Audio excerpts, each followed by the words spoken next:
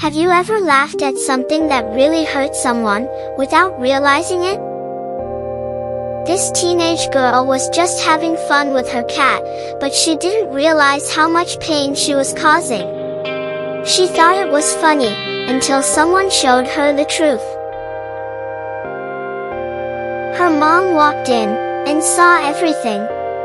She didn't shout, she simply explained how even small actions can hurt others. And how kindness is always the right choice. The girl realized her mistake, and came back to apologize. Not with words, but with love in her actions. Because sometimes, the best apologies are silent. Kindness matters.